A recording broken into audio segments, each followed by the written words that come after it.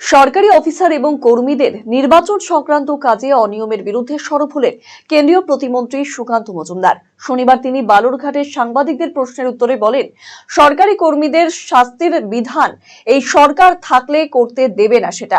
এই সরকারের মদতেই কিছু এআরও ইআরও অনৈতিক কাজ করে চলেছেন। কমিশন এখন করতে পারবে না বলে পরে করতে পারবে না এমন কোনো বিষয় নেই। নির্বাচন কমিশন ইচ্ছে করলেই মডেল কোড অফ কন্ডাক্ট বা আদর্শ আচরণ বিধি লাগুর সময় বাধ্য করতে পারেনি, এমনটাই তিনি জানিয়েছেন।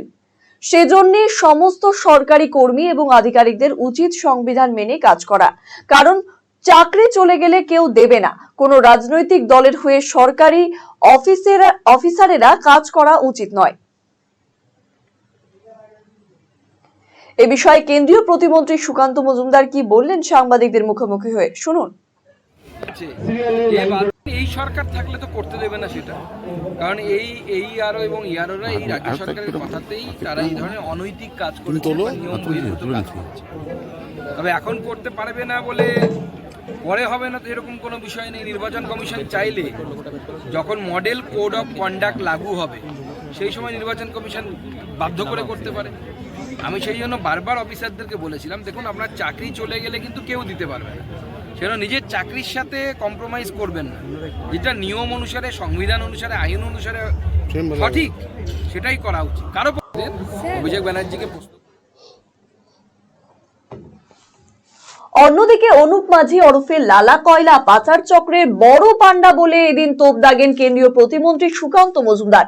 বিচারপতিকে নিয়ে সিপিএম এর এক সময়ের স্লোগান টেনে তিনি তৃণমূলকে কটাক্ষ করে বলেন, ক্ষমতায় থাকাকালীন সিপিএম বিচারপতি অমিতাভ লালাকে উদ্দেশ্য করে বলতো, লালা তুই বাংলা ছেড়ে পালা। এখন তৃণমূল বলছে, লালা তুই বাংলা ছেড়ে পালা। কারণ এই লালা যদি মুখ খোলে তবে বিপদ অনেকেরই। লালার কাছে অনেক গোপন তথ্য আছে। শুনুন কি বলছেন এ বিষয়ে কেন্দ্রীয় প্রতিমন্ত্রী সুকান্ত বাবু।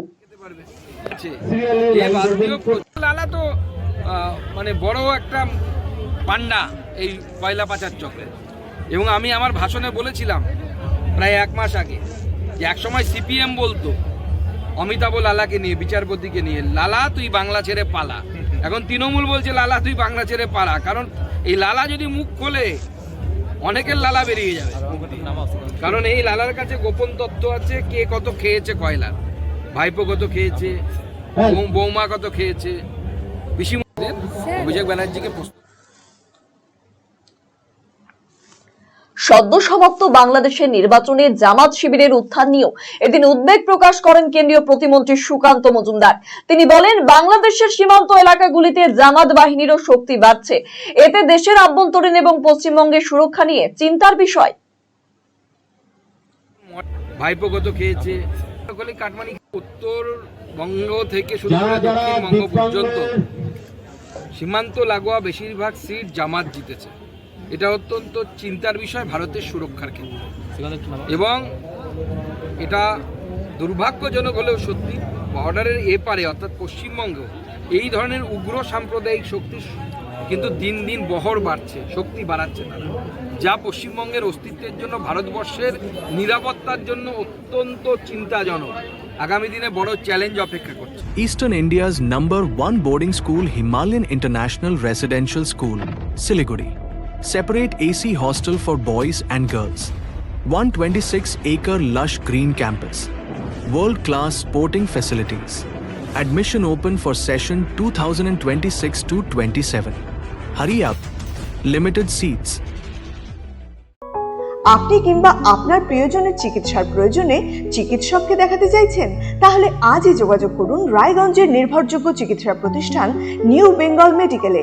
স্বাস্থ্যকর পরিবেশে শহরের বুকে সেরা পরিষেবা পেতে নিউ বেঙ্গল মেডিকেল আপনার পাশে রয়েছে সবসময়। প্রথম শ্রেণীর ঔষধ সম্ভারের পাশাপাশি এখানে রয়েছে অস্থি সমস্যা সমাধানের নানা সরঞ্জাম। এই প্রতিষ্ঠানে নিয়মিত বসছেন সুপ্রতিষ্ঠিত অস্থিরোগ বিশেষজ্ঞ ডক্টর অনুপ বর্মন এবং প্রখ্যাত কনসালটেন্ট ফিজিশিয়ান ও cardio diabetologist doctor Bhabatosh Saha. বিস্তারিত জানতে আজই যোগাযোগ করুন new Bengal medical, Satsang road, Ukilpara, Raiganj, Uttar Dinajpur. যোগাযোগ 9382968820।